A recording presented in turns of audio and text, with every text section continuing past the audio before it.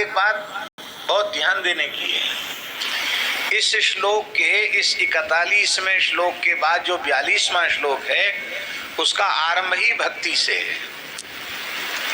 आरंभ किसे? भक्ति से। यत्किंच भूतम प्रणमे धन्य के बाद भक्ति ही। इसका अर्थ है रामायणी जी कि ये जो वर्णन किया गया है इसी का नाम है भक्ति। सर्वत्र भगवत भाव का दर्शन ही भक्ति है। देखो एक बात पक्की कर लो अपने मन में, ज्ञान की सर्वोच्च अवस्था भी सर्वत्र भगवत दर्शन में है और प्रेम की भक्ति की सर्वोच्च अवस्था भी सर्वत्र भगवत दर्शन में है। पर भैया थोड़ी सी बात तो हम कहेंगे, जरूर कहे बिना मानेंगे नहीं। आपको यद्यपि ज्ञान भक्ति में कोई भेद नहीं है, एक ही बात है, लेकिन फिर भी हम कहेंगे ज्ञानी में और भगवत भक्त की दृष्टि में थोड़ा सा अंतर क्या है। ज्ञानी अपने से अनतिरिक्त रूप में सारे विराट को भगवत रूप में अनुभव करता है। ध्यान में ही बात नहीं आई। अनतिरिक्त शब्द समझे, माने अपने को भी उसी स्वरूप में मानता है। सर्वम खलुइदम ब्रह्म तो कहता है, पर अहम ब्रह्मास्मि भी मानता है। मैंने मेरे सहित ये सारा विराट ब्रह्म है, माने अपने आत्मा के साथ अभेद करता है, इसलिए सब कुछ परमात्मा है ये मानता। और भक्त मानता है कि सब कुछ परमात्मा है, मैं दास हूं। बोलो भक्त वत्सल भगवान की। यद्यपि आत्मा स्वरूप होने पर वह भी भगवत रूप ही है, भगवान से भिन्न नहीं है। वो भगवान से भिन्न है क्या? लेकिन फिर भी वो ये स्वीकार करता है, मैं सेवक। अब भगवान इसी को कहते हैं भक्ति। सो अनन्य जाके अस मति न टरे हनुमंत में सेवक।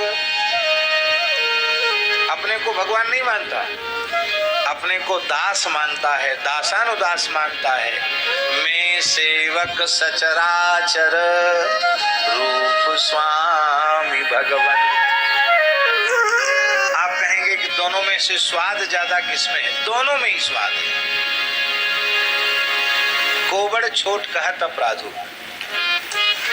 स्वाद दोनों में, लेकिन इसमें थोड़ा सा विशेष मानना पड़ेगा। इसलिए मानना पड़ेगा कि आस्वाद्य बनके आस्वादन नहीं किया जा सकता है, आस्वादक बनके आस्वाद्य वस्तु का आस्वादन किया जा सकता है। सब लोग हमारी भाषा समझ रहे हैं कि नहीं समझ रहे? एक है आस्वाद्य और एक है आस्वादक। आस्वाद्य माने जिसका स्वाद लेने योग्य है उसको आस्वाद्य कहेंगे। जैसे रसगुल्ला हुआ आस्वाद्य और रसगुल्ला खाने वाला हुआ आस्वादक। तो आस्वादक है रसगुल्ला में प्रेम रखने वाला, रसगुल्ला का स्वाद लेने वाला, और आस्वाद्य हुआ रसगुल्ला। तो रसगुल्ला बनकर रसगुल्ला का स्वाद थोड़ी लिया जाएगा, मिश्री बनकर मिश्री का स्वाद नहीं लिया जा सकता। इसलिए भैया चलो एक बात याद आ गई, सुना देते हैं।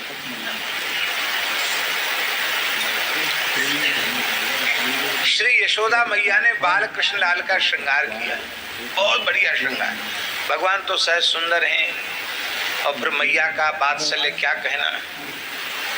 भौं बनाए बनाए केंजन है, नैन बनाए बनाए केंजन, भौं बनाए बनाए डिठौनी। रस खान जी ने कितना सुंदर कहा है।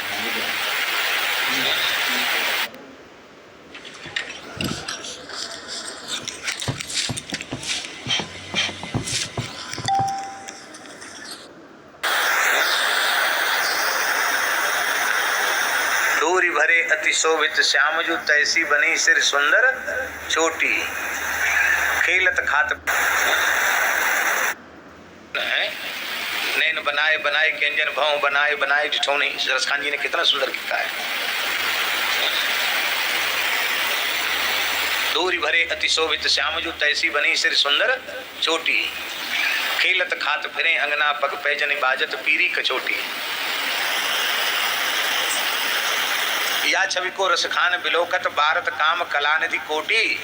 काग के भाग कहा कहिए हरि हाथ सो ले गयो माखन रोटी। भगवान का बड़ा सुंदर श्रृंगार मैया करती है। अब करने के बाद फिर खुद ही नजर उतारती है कि मेरी नजर लाला को न लगे। बार बार नजर उतारती है, तृण तोड़ती है, बलैया लेती है, जल को घुमा घुमा के फिर जल पानी बार के पीती है, नजर न लगे लाला। एक दिन लाल जी बोले मैया तू टुकुर मुकुर मेरे मोहरे माऊ कहा देख रही है। मैया के नेत्र भराए। बोले लाला अब तुम्हें कहा बताऊं, मुझे कैसो आनंद मिल रहे हो, कैसो सुख मिल रहे हो, मैं वर्णन ना कर सकूं। मैं तेरी मैया हूं, तू मेरो लाला है, बस इतना ही समझ ले। मैं तो देख देख के अघाऊं नहीं, अतृप्त बनी रहूं। अच्छा मैया तो मैं बड़ा सुंदर हूं। अरे लाला काऊ बुरी नजर वारी की तो नजर न लगे। मैं खुद ही व्याकुल है जाऊं को हमारी नजर तो न लग जाए। अच्छा मैया यहाँ को मतलब तो मैं बहुत सुंदर हूँ। हाँ लाला बहुत सुंदर। हमारे ब्रज में तो कहते हैं, एक गोपी कह रही सखी ऐसो सुंदर, सखी ऐसो सुंदर नाही में सब जग हेरो। सखी ऐसो सुंदर नाही में सब जग हेरो। बिन देखे श्याम त्रिगन में छायो अंधेरो। बिन देखे श्याम त्रिगन में छायो अंधेरो। बड़े सुंदर, अति सुंदर। तब ठाकुर जी ने कहा कि तू फिर हमारी सुंदरता को आस्वादन क्यों कर रही है, रूप को आस्वादन मैं खुद ही करूंगा। तो ठाकुर जी ने क्या किया, एक सुंदर स्वर्ण जटित मंडित एक विशाल दर्पण अपनी अंक में रख लिया, गोद में, और अपनी गोद में दर्पण रखे और अपनी शोभा स्वयं ही देखने लगे और स्वयं ही अपनी सुंदरता देख के प्रसन्न होने लगे। वाह वाह वाह, कितना सुंदर हूं, कितना सुंदर हूं। बहुत देर रह गई, कलेव रखो भयो बाल हो। ठाकुर जी तो अपना स्वरूप देख रहे। मैया ने गोद में से दर्पण उठा लिया, छीन लिया दर्पण। मैया बोली पहले कलेव कर ले। क्यों? बोले तू कितना भी प्रयत्न करे तो भी तू बिंब का दर्शन नहीं कर सकता। तुझे जब भी अनुभव होगा प्रतिबिंब का होगा। ध्यान में यही बात, दर्पण में बिंब थोड़ा ही है, दर्पण में तो प्रतिबिंब है। तू स्वाद लेगा प्रतिबिंब का, तुझे बिंब का स्वाद नहीं मिल सकता। बिंब का स्वाद लेने के लिए तुम्हें कृष्ण नहीं, तुम्हें यशोदा बनना पड़ेगा। इसलिए भैया भक्त बनोगे तो भगवान का स्वाद मिलेगा, भगवान बन के भगवान का स्वाद नहीं मिलता है?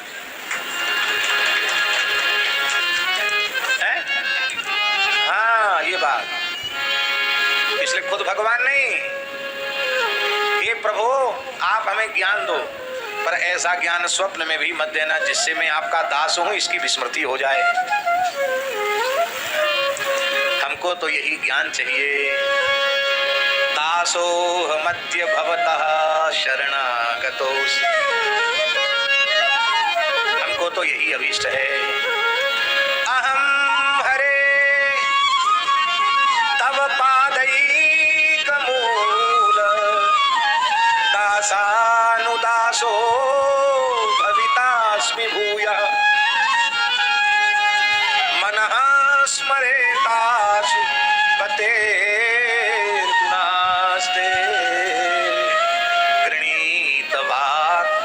करो तु काया। क्या प्यारी बात। अहम हरे नाथ तव पादैक मूल, आपके चरण कमलों का कोई दास, उसके चरण कमलों का भी कोई दास, उसका भी मैं दास बनना चाहता हूं। दास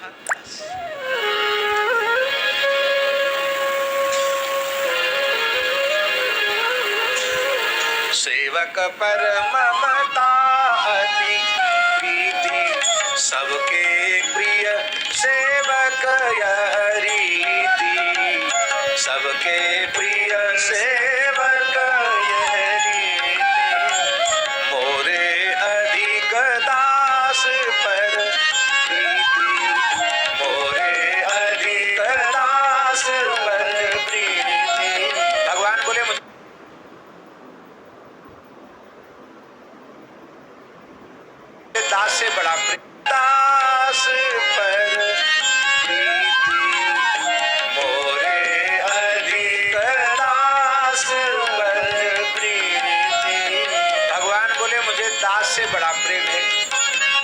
वैष्णवों ने सोचा तब अच्छा है, अब हम दास ही बन जाएं।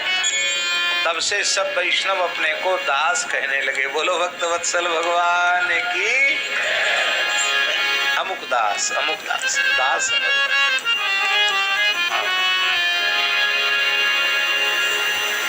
इतना ही नहीं, रामदास, कृष्णदास, गोविंददास, मुकुंददास इतना ही नहीं, पीतांबर दास, मुरलीदास, लकुटदास, पादुका दास, बनमाला दास, मुकुट दास, क्योंकि भगवान के श्रीअंग में जो भगवान के वस्त्र आभूषण वो भी भगवद रूप ही, अब उनके दास। इसी का नाम है भक्ति। सर्वत्र भगवत दर्शन करना ये पूर्ण भक्ति है, और सर्वत्र भगवत दर्शन करना यही पूर्ण ज्ञान है। पूर्ण ज्ञान भी यही और पूर्ण भक्ति भी। तो भक्ति ही, इसी का नाम भक्ति है। परेशानुभवो विरक्ति अन्यत्र चैषत्रिक एक कालः प्रपद्यमानस्य यथास्नतस्युः तुष्टिः पुष्टिः क्षुदपायोनुघासम्। कितनी बढ़िया बात। देखो, Go from Papa to Super Papa in 10 minutes. Get feta cheese in 10 minutes on Swiggy Instamart. जब कोई भाग्यशाली जीव अनन्य भाव से भगवान का शरणागत होकर भगवान का भजन करने लग जाता है, भगवत स्मरण करने लग जाता है, भगवत सेवा करने लग जाता है, तो उसे भजन के प्रत्येक क्षण में एक साथ 3 वस्तुएं उपलब्ध हो जाती हैं। कौन कौन? पहली वस्तु है भगवान के प्रति उसके हृदय में अनन्य प्रेम का उदय हो जाता है।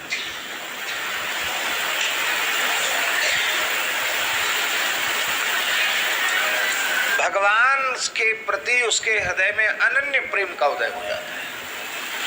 इतना प्रेम प्रकट हो जाता महाराज जी, इतना प्रेम प्रकट हो जाता है तो वो अपने लिए नहीं जीता, वो जीता भी भगवान के लिए।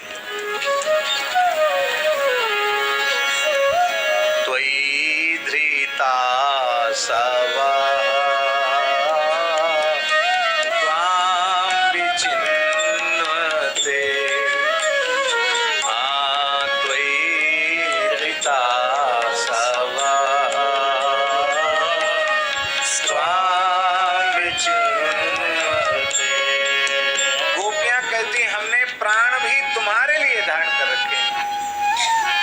भवदायुषाम नः, हम आपके लिए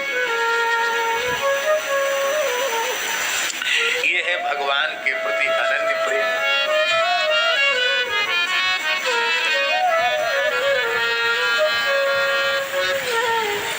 पहला लाभ अनन्य भाव से भगवत शरणागत होकर भजन करने पर पहला लाभ भगवान के प्रति प्रतिक्षण उसका प्रेम बढ़ता चला जाता है। दूसरा लाभ भगवत स्वरूप का अनुभव होने लग जाता है। जब वो प्रेम में विभोर हो जाता, डूब जाता है, तो भगवान के स्वरूप का अनुभव होने लग जाता है। तीसरा लाभ, भगवान के अतिरिक्त जो अन्य वस्तु हैं, शरीर, संसार आदि, उनके प्रति उसके मन में वैराग्य हो जाता है। प्रतिपल प्रतिक्षण भगवान में प्रेम, प्रतिपल प्रतिक्षण भगवद रूप, भगवद लीला का अनुभव, और भगवान से विरुद्ध जो वस्तु व्यक्ति पदार्थ हैं उनसे उसकी वृत्ति हट जाती है। इसी का नाम है वैराग्य। बड़ा सुंदर उदाहरण कवि जी ने दिया है। वे कहते हैं कि जैसे व्यक्ति प्रपद्यमानस्य यथाश्रतस्युः, जैसे कोई व्यक्ति भोजन करने बैठा तो भोजन के प्रत्येक ग्रास में उसे तुष्टि माने संतोष, पुष्टि माने उसको लगता है कि हाँ कुछ जान सी आ गई, और तीसरी बात है क्षुत अपाया, क्षुधा की निवृत्ति। तुष्टि, पुष्टि और क्षुधा की निवृत्ति ऐसा नहीं है कि भोजन करें तो 1 घंटे बाद तुष्टि हो, फिर 2 घंटे बाद पुष्टि हो और 3 घंटे बाद क्षुधा निवृत्ति। ऐसा है क्या? भोजन के साथ ही प्रत्येक ग्रास में तुष्टि, पुष्टि और क्षुधा निवृत्ति होती है।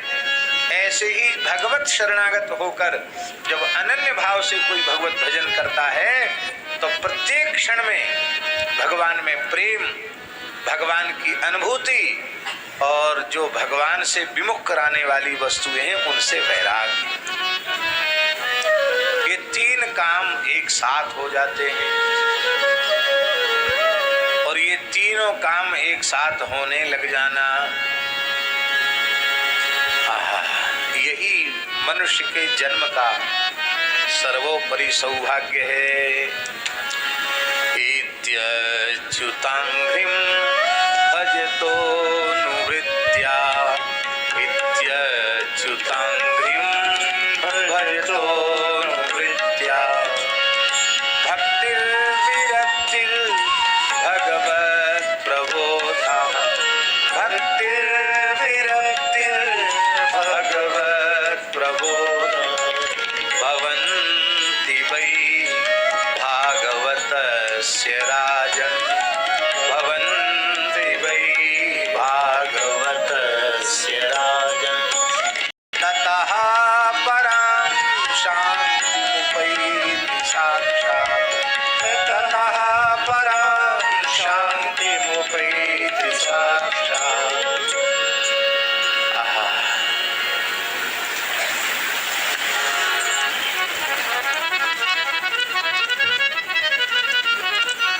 अनुवृत्त्या भजतः इति अच्युतांघ्रिम अनुवृत्त्या भजतः प्रत्येक साधक के लिए अत्यंत अत्यंत अपेक्षित है।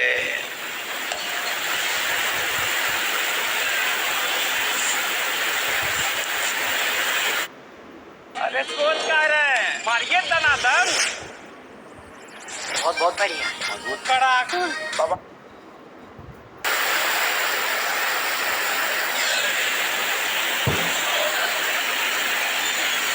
अनुगत हो जा,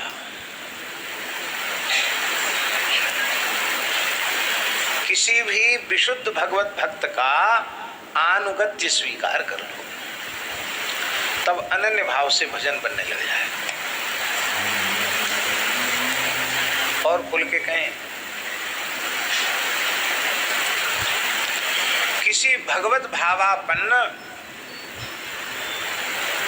परम वैराग्यवान, परम प्रेमी, अनुरागी, परम श्रद्धेय स्वामी श्री राम सुखदास जी महाराज जैसे किसी महापुरुष के प्रति हृदय से समर्पित हो जाओ।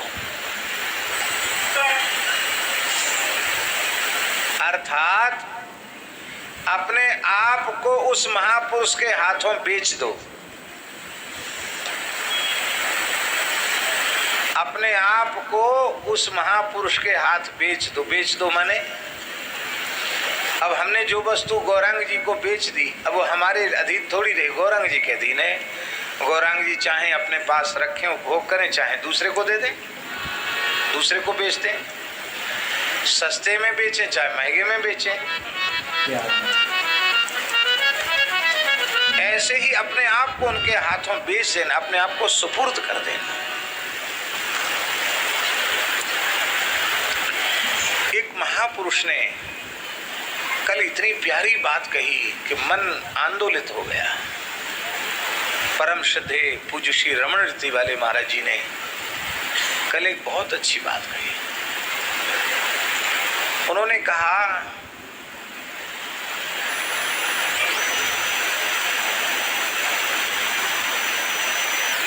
कि जीवन में साधन पथ में भटकाव उसी को आता है